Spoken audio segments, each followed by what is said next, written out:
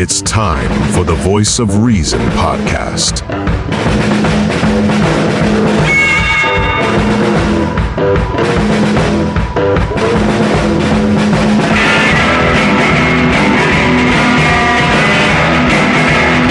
Here are your hosts, Sean Phillips, Andy Van Beber, and Travis Kirkendall. And ladies and gentlemen, we are here. We are with you. This is the Voice of Reason podcast. As always, my name is Sean Phillips. I am joined alongside my co-host, Mr. Andy Van Beber. We make up the Voice of Reason podcast. How are we doing tonight? Red Kingdom. Yeah. You need to I'm with share. you. You need to share the story that you shared with me today about your coworkers at work with Taylor Swift. You need to share that real quick. Oh God, yeah. Well, yeah. So I wasn't in work for more than 5 seconds. Like I walked in, I put my water bottle down, I sat down at my desk, and out of the corner, I hear some of my coworkers talk. And mind you, the funniest thing is when they talk about Taylor Swift, they don't say Taylor Swift. They say she. Like they like it is she as in she is one of us. And she's like, oh, she has done so much for our city. Like she is the reason why, like legit. One of them said she's the reason why the Chiefs are here. I just love them. I love them. I love her and Travis. And they are the reason. She's the reason why he's playing as well as he is. She's the reason why we're back. And oh my gosh, it's just I love everything about it. But you know what? I have turned a new leaf. Last night when I went to bed, when I woke up this morning, I thought about it and I was like, look, 95% of Chiefs fans have only been Chiefs fans for like 5 years, give or take. So it's not too late for me, and I have decided that I am on the train, the dynasty train. We are here. We are get every native out of the way. We will tomahawk, chop, and scalp you to the end zone because we are the Kansas City Chiefs. I want to tell you something. As a Red Nation. I'm going to show you how long I've been a Chiefs fan. I have suffered through Elvis Gerback. I suffered through old Joe Montana. I suffered through Trent Green. Trent Green wasn't terrible, but he was coached by Herm Edwards, which that didn't help anything. I went through Herm Edwards as a head coach. I went through Marty Schottenheimer. I went through almost 20 years of Marty Schottenheimer. And I relish. Now, I'm realistic. I'm not going to be, because I know, like the Cowboys of the 90s, maybe one more year I'm going to relish this because we will go back to mediocrity. We will go back to mediocrity. And I'm relishing this time as much as I can. But who I want to give true kudos to, Brock Purdy is the man. I don't think I heard who was it? Is the guy who's the guy on Undisputed, the white guy? Skip Bayless. No, yeah, Skip Bayless. Skip Bayless. No, who are the two? It's Skip and it was Colin Cowherd. Yeah. And it may have been Colin Cowherd or Skip Bayless. But a few weeks ago they were talking about how Brock Purdy was he's a game manager. He's a game manager. He manages the game. He's not a playmaker. What I saw last night, and I may be the Lone Ranger on this. I think last night after the first half, I thought we were going to have a Lions Chiefs Super Bowl. What was it? 21-7 at half. And I thought, man, this is over. This is over. And then, they come out the second half. Lions could have kicked that field goal. And I mean, I think Brock Purdy then he puts the team on his back. Let's go. And I mean, the guy was running. He was. I mean, the pocket was not his friend last night. The San Francisco O line I think is terrible, but I think that he was finding, Christian McCaffrey between him and Christian McCaffrey last night. Brandon Ayuk. There was one catch last night that Brandon Ayuk made that there was a loft pass and was going to be intercepted by Lions, bounced off the guy's face mask. Brandon Ayuk dives out, catches it. I was thoroughly impressed with the 49ers in the second half last night. I thought it was an amazing game. Well, yeah, because the second half of the week before that, they did the same thing where they came back. The thing about Brock Purdy, that regardless, so the one thing that gets me is when people, might say like, oh, he's a game manager, he's trash. It's okay. He was not supposed to be good. He was the very last pick Mr. Irrelevant of the draft a year ago. And you got to think, he came in. So the 49ers had Trey Lance, and then who was their other guy? Garoppolo.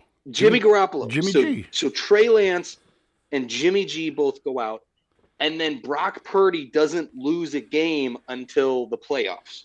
Yeah. So, I mean, the dude, call him a game manager all you want. He is proven to be the last 2 years, the best of the game managers.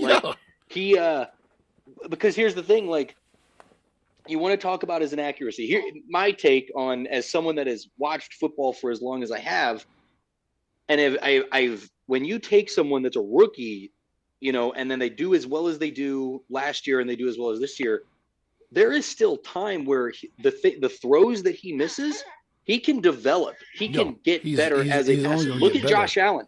Yeah. Look at Josh Allen. But the fact is, he's doing it, and he does have a team around him that complements it perfectly. He's got one. The 49ers O-line, it's not that they're so bad. They had a hell of a defensive line that they had to go against last week, and they'll see in 2 weeks.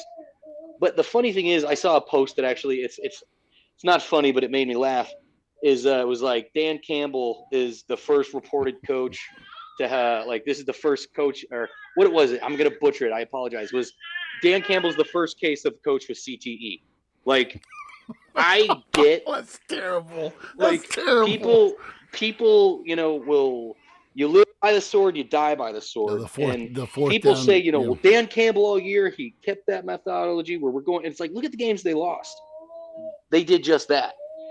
And you do that in the playoffs against teams that are also not making mistakes all season long, you're going to get the result. And he kicks those two. Yeah, he kicks those two. Tough year for the Lions because Love is back.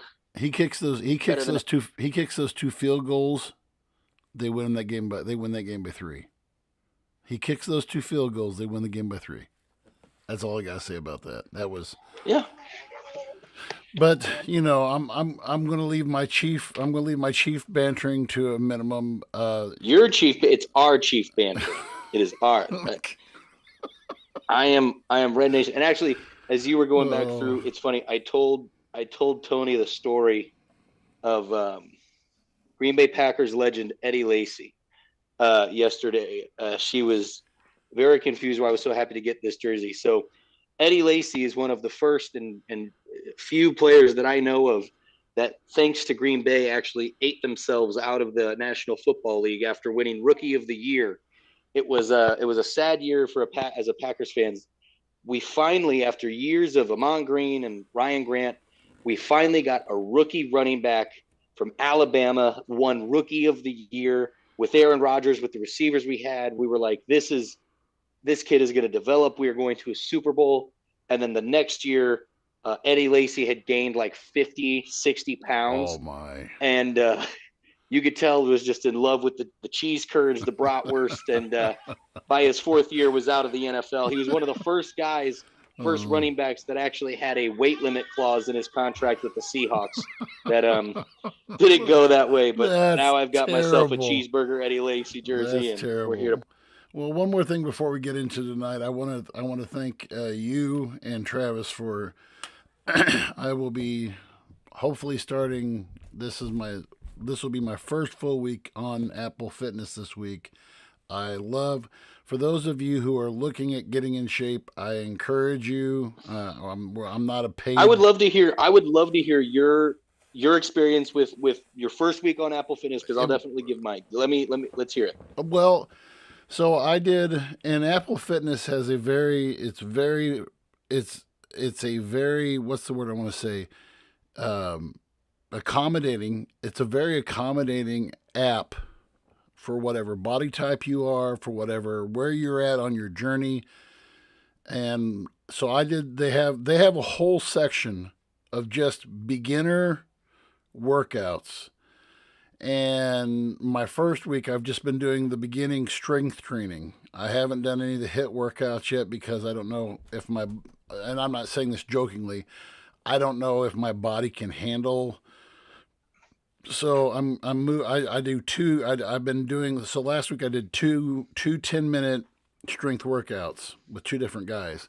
So now I think this next week I'm confident enough. There's a beginner 20-minute workout, strength workout with this other gal that I'm going to try it. That's what I'm going to get into tomorrow.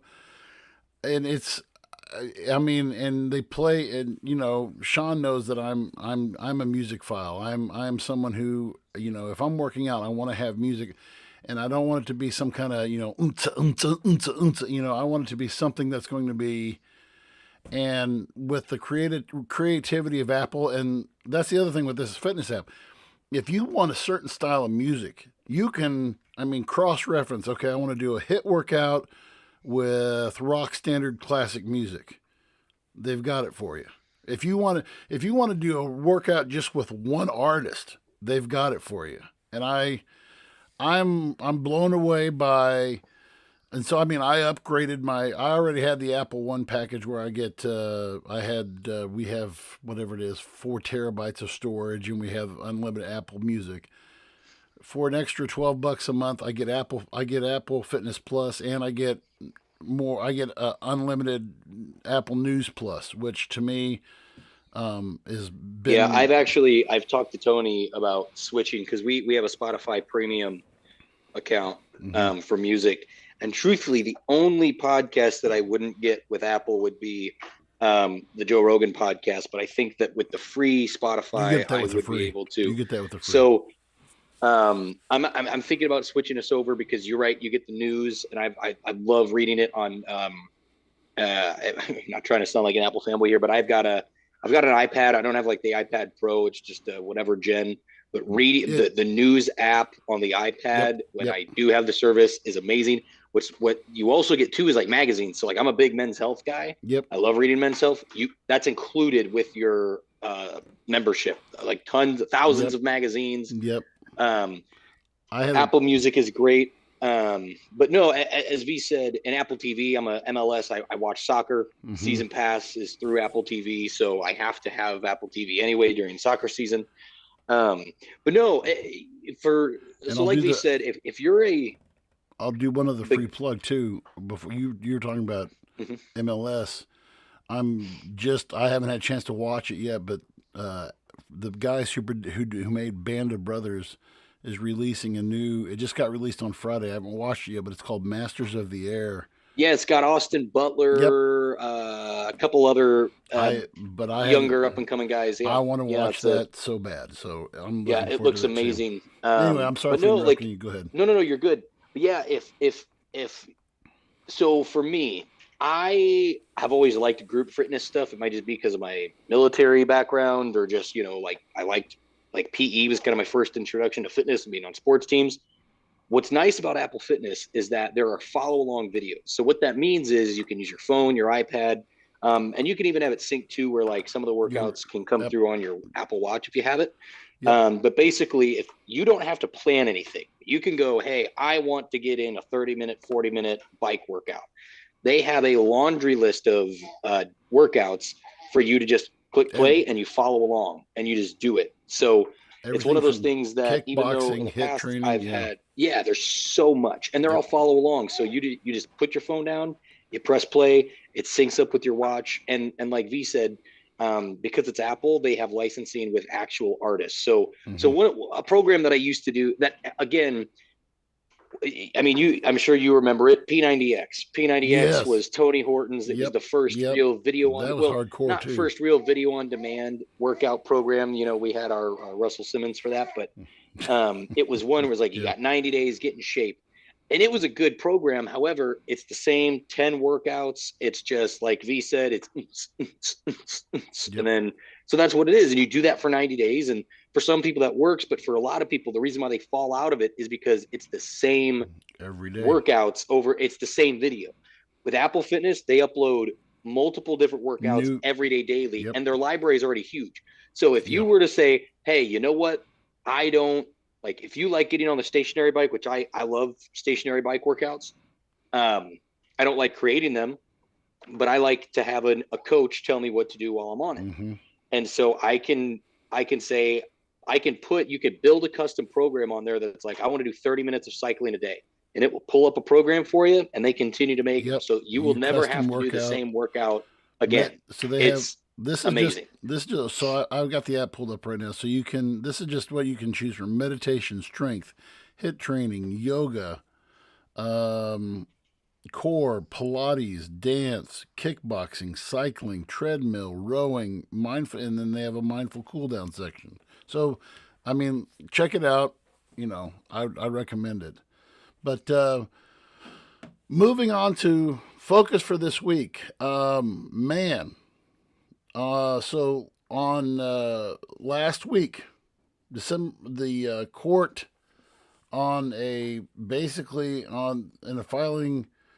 What was it? January the 12th was the filing. The court allows the Border Patrol, Supreme Court ruled to allow the Border Patrol to cut Texas razor wire that was placed along the Rio Grande. And this basically came from, this was on the Biden administration came to the Supreme Court on, I'll just read this straight from, this is actually from the Supreme Court's blog.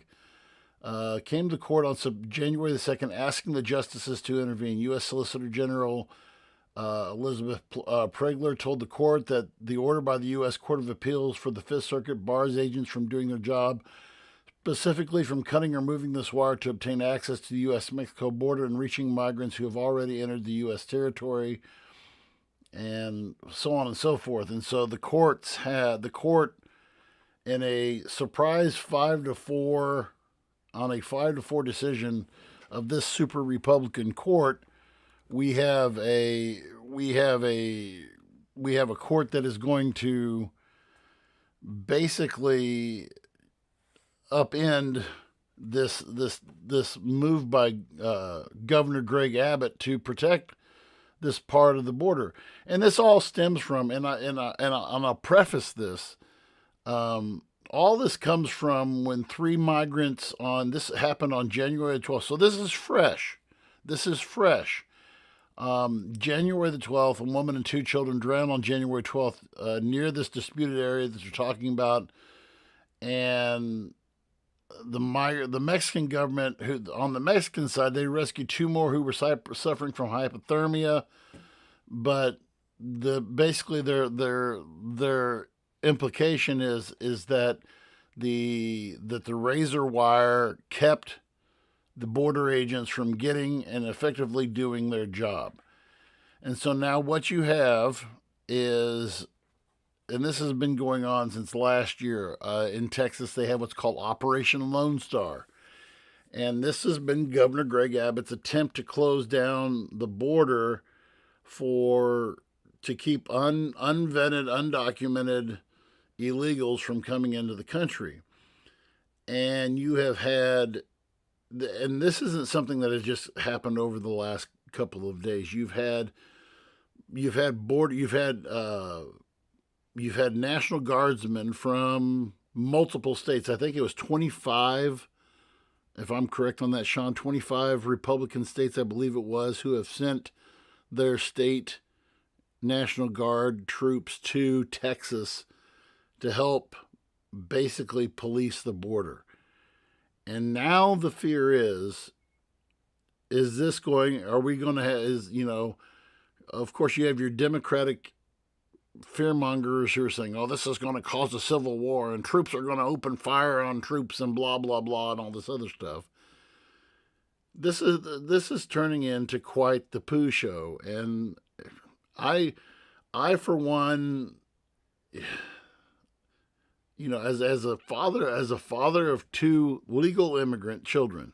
Now, granted, they're from China, okay, but this is, and our friend Travis was always on this, that this is an overwhelming crisis, that the immigration policy that this current administration has employed is going nuts. Is straight up going nuts. But Sean, I don't know what your thoughts or feelings are on this as to where it's at right now. No, you're absolutely right. It's I'm with you. I don't necessarily think that we're going to be getting into Civil War territory as much as it sounds like some of these people effing want it. Like, good Lord. Yeah. No, it's so the one thing I can say is it will be interesting on who is going to be the first push when it comes to shove. Because here's what we know of some of the interactions that there have been so far is you have the federal agents that are disputing with the Texas National Guard. Where I will give a bunch of credit to the Texas National Guard, they're not backing down, which I love. And this is why, again, this is a prime example. This is a prime example of why it was so smart of our founding fathers to give us a well-regulated militia. Because here's the thing. If this was just, let's say, a small town, let's say this is just a small town and their local police department, you think they'd be able to do anything if fully armed federal border agents and federal agents came rolling in to make demands? No, they wouldn't have the manpower. However, thanks to a well-regulated militia governed by the state, they do have the manpower. They do have the ability to step up to Big Brother and say, go fuck yourself. Right. This is, and here's the thing, like, there's some states where it makes me go, I wonder how this would be handled. But like, let's not act like Texas doesn't have its own GDP. Texas is pretty fully capable of doing a lot of things with the deep pockets that Texas has. Now, how long can they, withhold without, federal funding for certain things? I don't know. But it'll definitely be interesting. But I am in support. I am glad that Republican governors have come out and just said, we will heed the call if needed, because it is clear this is not an opinionated thing, in my opinion. It's political, but this what I'm trying to say is the Biden administration, whether you like the Biden administration or you don't like the Biden administration, has handled immigration policy poorly. Yes. Some would say horrific. I might be some that would say this is the worst handling of immigration policy I have ever seen in my short life. Now, that's not debatable, because even if you agreed, even if you were like, hey, we should let immigrants in, the silence is rather deafening when it comes from his administration on how they've been handling things. I feel like if you think about it, what were some of the numbers? Over 8 million illegal immigrants. Mm-hmm. That is larger than the population of some 30 of our states, probably more.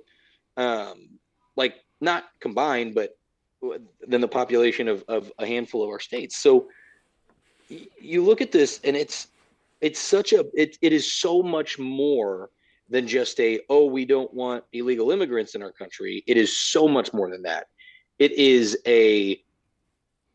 we talk about this all the time. It's like, hey, there's issues that we have going on here, but it's like, even for some of the immigrants that are coming over, eventually this well is going to tap dry. Like I won't name the individual, but I am friends with someone that I met through the military that lives in New York that regularly shops at a bodega in New York. That's like their go-to spot.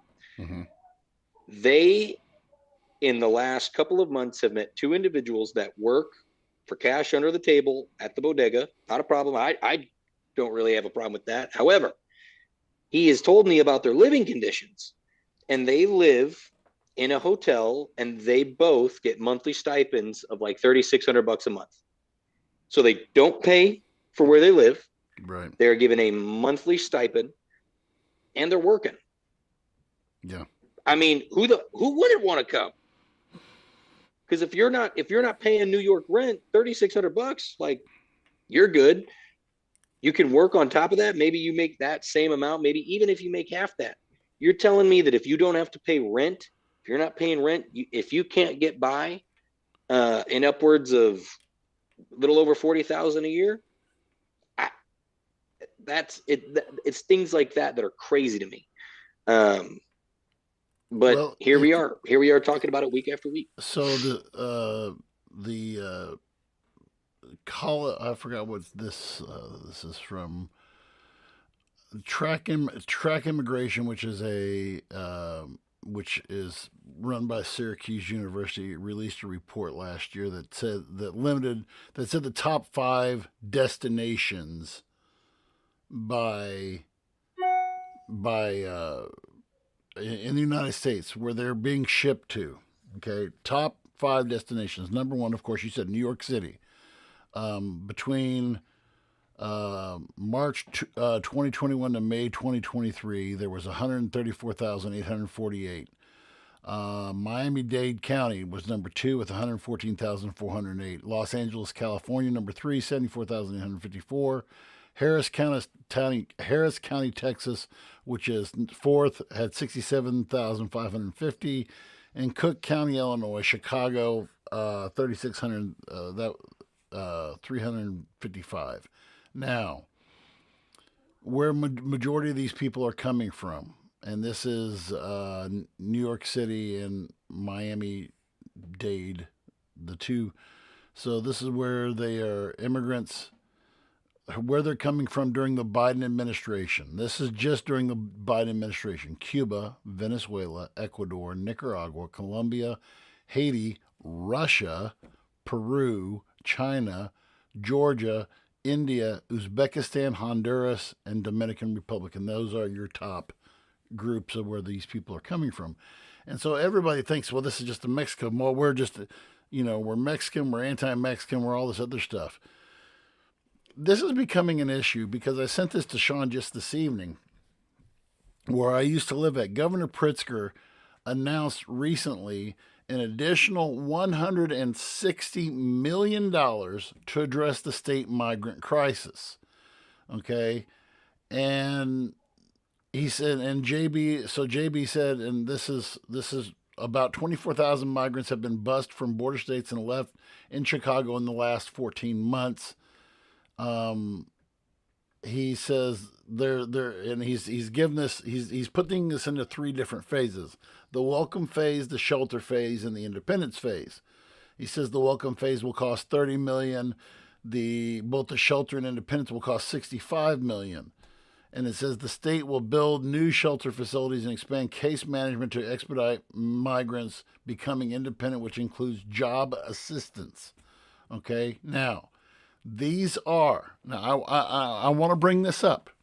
Okay, these people who are being bused. Let's talk about who this is. These are unvetted. Now, when we say vetted, we're talking about background. We're checking these people out.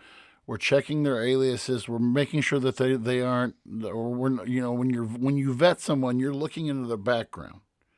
Okay, and the policy that is in place works. And just to prove this point, I went today, just before the show, and you can go to This is from cpb.gov. Customs and Border Protection. I'm quite familiar with this site. When we were in the adoption process, we had to go through this site. This whole thing about how, well, it's not working. We have a policy in place. Okay. So as of, let's see, in December 2023, the U.S. Border Patrol recorded 249,785 encounters between ports of entry along the southwest border. The CPP's total encounter along the southwest border in December were 302,034.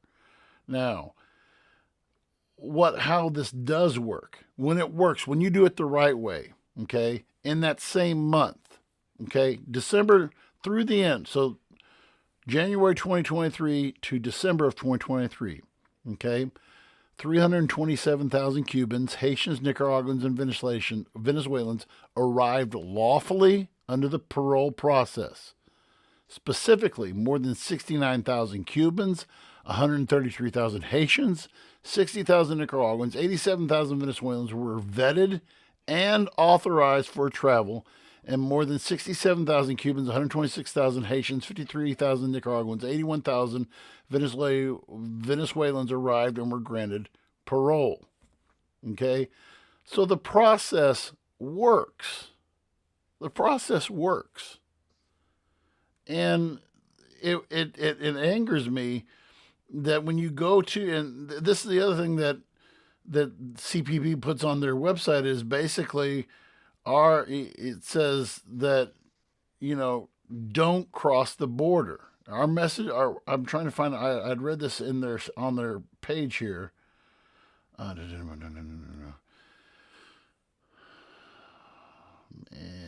it basically says, our message to you is this: don't do it. Don't try an illegal crossing. Okay?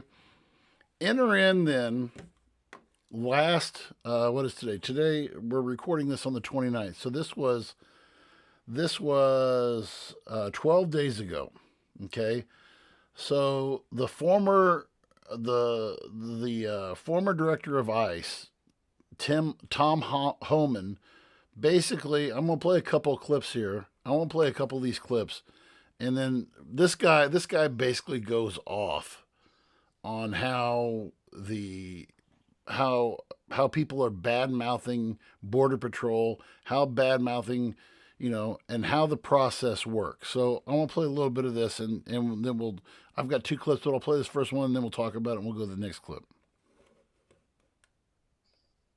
Stop building the wall, get rid of remain in Mexico, and release people when they get here.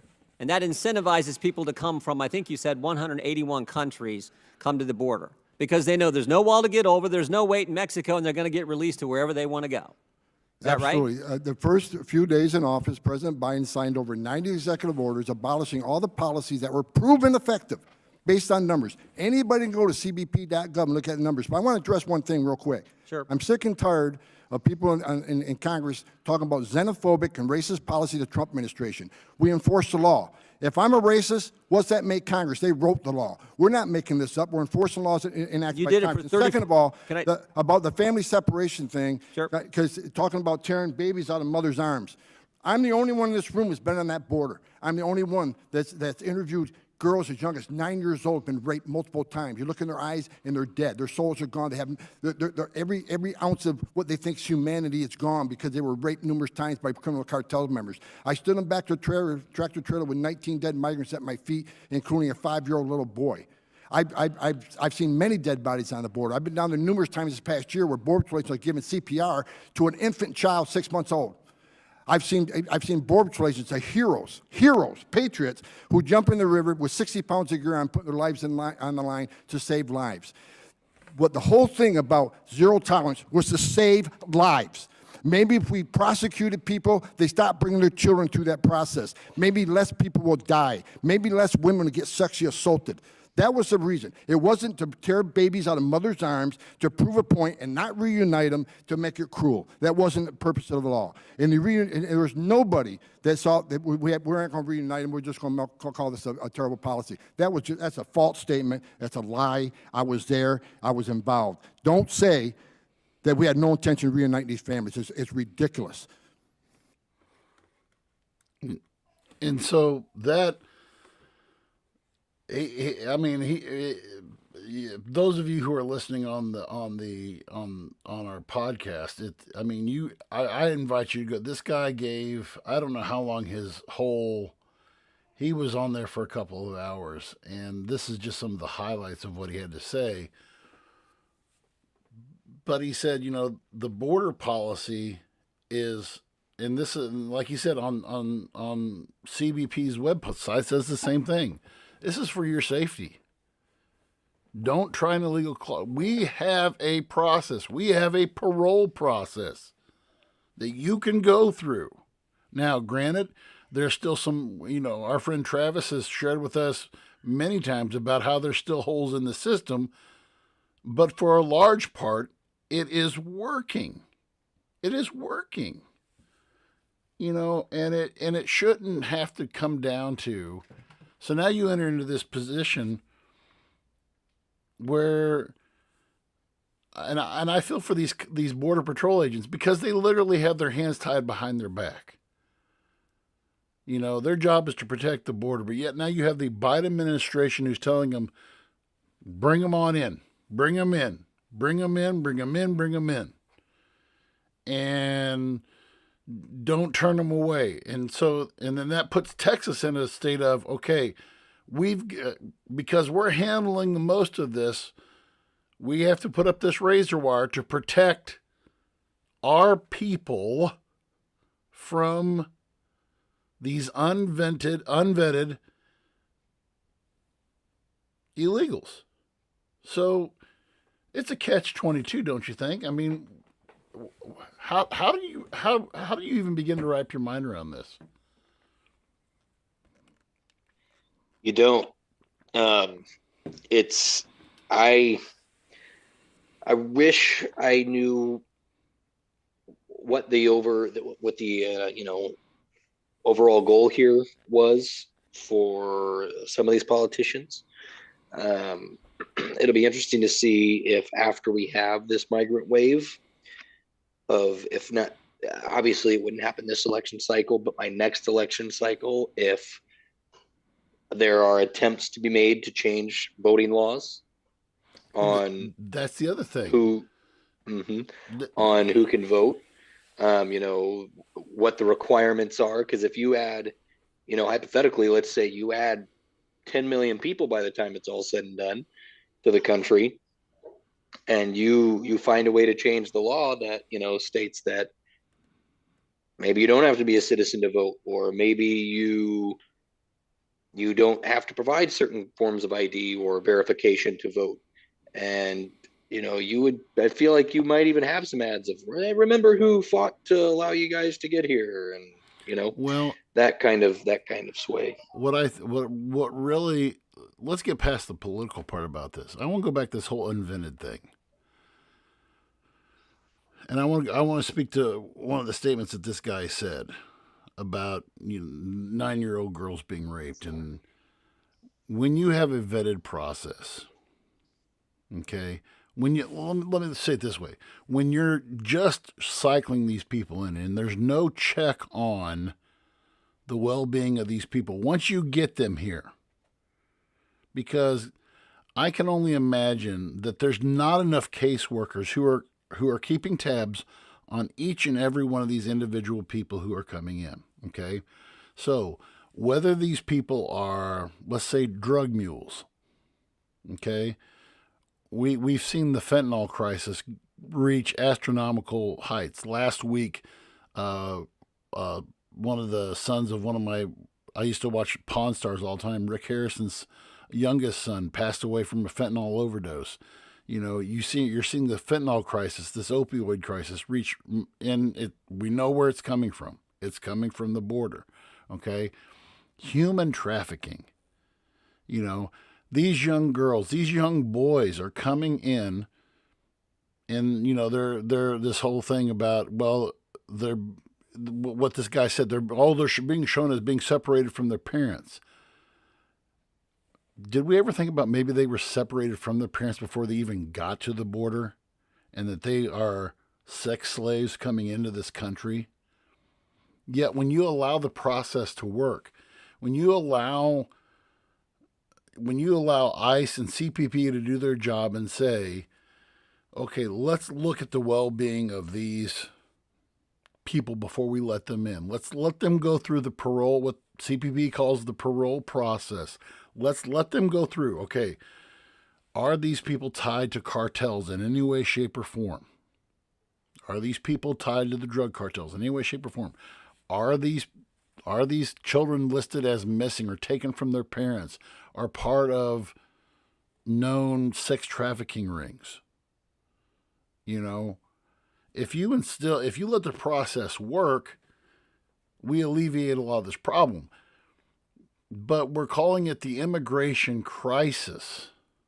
And, whereas 2 years ago, when cities like San Francisco, New York, Houston, Chicago, give us your trying that whole Emma Lazarus thing from her poem on the Statue of Liberty. Give us your tired, give us your poor, give us your huddling masses yearning to be free. Okay, and they're trying that crap as to say, well, this is what America's about, and we're not giving them a chance. No, we're giving them a chance if they follow the rules. What you're wanting to do is circumvent the rules and allow these people to come in and be a harm to themselves. We don't know what we've got coming in. When you don't vet them, you don't know what's coming in. And I'm like this guy said, I'm not xenophobic. I am for protecting the people of the United States of America, though. Am I off on that? Is that off, or is that what do you think? No, I definitely think it's, again, no matter what you say, people are always going to feel a certain kind of way about it. But I'm with you. I think that, hell, I wish we could vet some of the assholes that are here anyway. Right. Right. But unfortunately, it's like, look, I think we've talked about it before, where we are in agreement that the in-processing for becoming a citizen or to have access to citizenship should be easier than it is.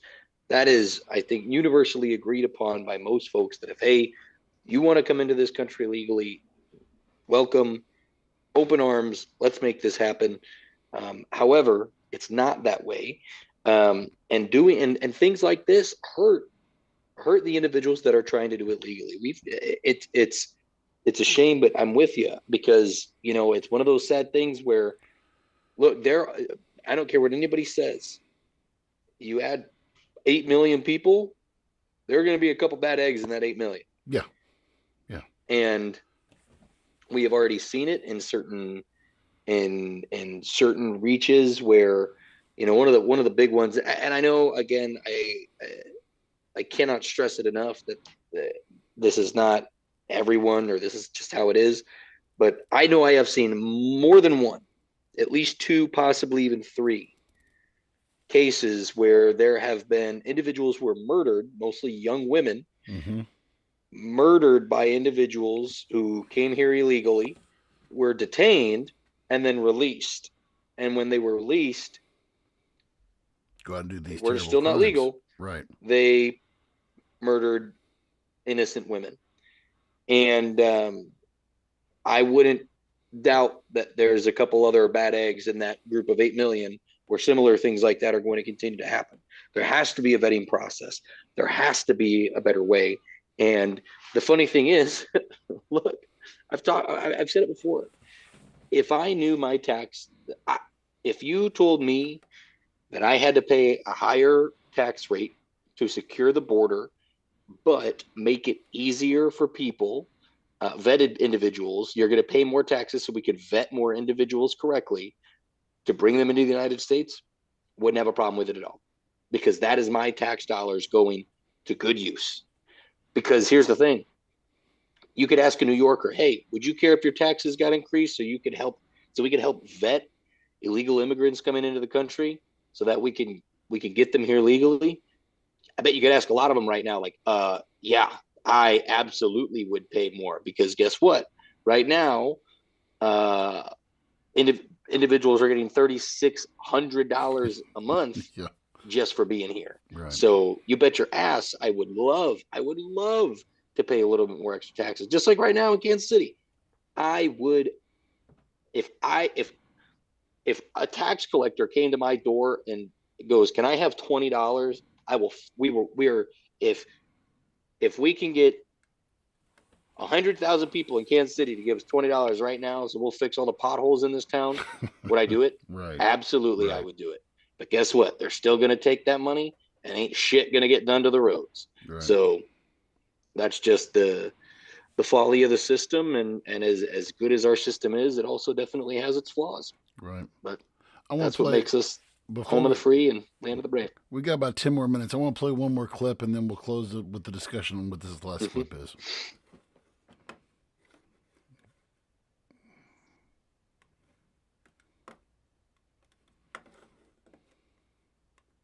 Thing. While we're sitting here talking today in this beautiful room, women are being sexually assaulted making this journey. A child is going to die today. Over 300 people are going to die from fentanyl poisoning that's coming across the open border. When you take a vast majority of Border Patrol agents off patrol, off their national security duties, bad things happen. That's when the criminals come across. That's why did 1.9 million people didn't take advantage of the free giveaway? Why not turn yourselves in? Get processed, get transported to the city of your choice, get work authorization, get a hotel room, get 3 meals a day. Why did 1.9 million people say, no, I want to get away? Why? Because they didn't want to be vetted. They didn't want to be fingerprinted. That just scared the hell out of everybody. Yeah. I've done this for 34 years. I've never been more concerned about the safety and security of this country right now than I am right now because of 1.9 million gotaways. That scares the hell out of me. And that kind of just reiterates the point that we just made. You know, and that goes to what you said. That goes to what you said earlier about, you know, turn yourselves in, that whole thing, you know, you're going to these hotels and you're getting these rooms, you know, and why not? We've got you here. We've got you here. Go through our process now and become vetted. And what do you say? 1.9 million people have turned it down. And why have they turned it down? Because they don't want to be. That's more than, to quote you from what you said a while ago, buddy, you know, that's more than just a few bad eggs. That's a whole batch of rotten eggs right there. 1.8 or 1.9 million people who do not want to become vetted because they're afraid of what it's going to. And I'll tell you what, I'll give myself a little credit. Let's just say maybe, let's just say 1 million of those people are just afraid. Well, maybe they're, you know, when I got in the fight with that police officer, that'll come up. Or that time when the police raided my house and, you know, okay, that still leaves 900,000 people who don't want to become vetted for other reasons, such as fentanyl, sex trafficking, whatever, you know. And the fact that this administration is allowing and is pushing for, you know, like I said earlier, you know, the thing in Texas is because of Biden's border policy. You forced Greg Abbott to do this. He's not doing this because he wants to. He's doing this because, you know, he's not doing this to hamper. I'm almost 100% sure that he's not doing this to hamper the efforts of Border Patrol agents. He's doing it to protect his border, his southern border. And the fact that we call it xenophobic, if you look, this is an inherent power of any sovereign nation. Mm-hmm. An inherent power. What I mean when I say inherent power, it is the power of any nation, regardless if you're Canada, you're Poland, you're Puerto Rico, you're whoever. You have the right as the government of that country to protect your borders. Why? So you can keep illegal, bad people out. And the fact that people on the left are using this as a reason to call people racist, and this disgusting thing of saying, well, the American flag, oh no, that just represents racism. Cut the crap. Really, let's just cut the crap. And let's, this just to me is just one of those sickening issues that is being used to divide Americans even further than what we already are. That if you support a secure border, you're a racist, which I think is totally ignorant. No, it's 100%. It's 100% ignorant. And look, there's so much. I get why people are emotional. I get why people have feelings towards these kinds of things, and I wish it was a black and white answer. It is. It's not. The unfortunate thing is every day we sit by and do nothing, it gets worse and worse.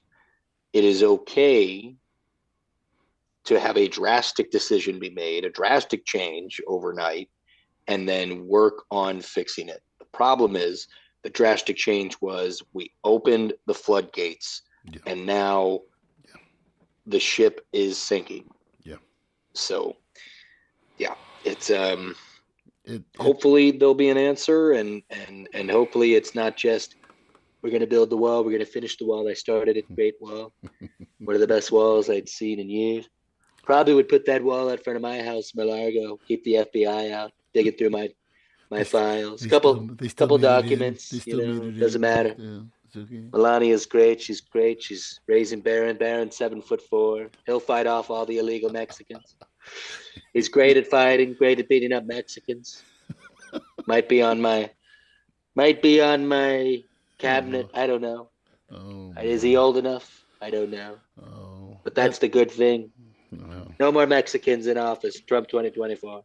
Hey, and one other thing to add while we're on that topic, it's now down to 2. It's now down to Nikki Haley and good old Donald.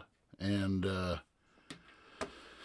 I think after Nikki's little, you're going to work till you're 70 quote. Yeah, I think she, go ahead. You can work till you're 70, Nikki. You can dig your own grave, you fucking idiot. You do that. We'll have that'll be a topic for another day. But before we close out, I do want to apologize for not having a show last week. We actually did record one last week, and I was trying to redo everything with our soundboard and everything, and we just had a lot of technical difficulties. And one other thing we have, real quick, Sean, we mentioned this on the show that we were going to air last week. If you would kind of give the status of where we're at with Travis right now, and kind of explain that to our listeners as well. Yeah. So many of you guys know our third co-host, Travis Kirkendall. As of right now, he is taking a leave from the show. It is looking to be more permanent leave. This was not because of anything wrong, anything like that. Can't stress that enough. This was just his personal decision with the things that he has going on in his life with priorities, which from you guys that are dads, we completely understand. What is best for his mental health, what's best for his family. So as we've told him, the door is always open to return. We hope that one day he does decide to come back. But for now, at least, you are stuck with the two of us. So the show will go on. And hopefully, even if it's not a permanent thing, hopefully we will have Travis back on as a guest before too long. It sounds like there's some things that he still chomps at the bit for when it comes to some of the things that we discuss on this show still. So, he is doing well. He's doing great. At least you will see us next week. Yep. Thanks all for joining. And as Sean always says, be a friend, tell a friend, and we'll see you next time. Thank you for listening to the Voice of Reason podcast. Be sure to check out our other content on Facebook, YouTube, and TikTok.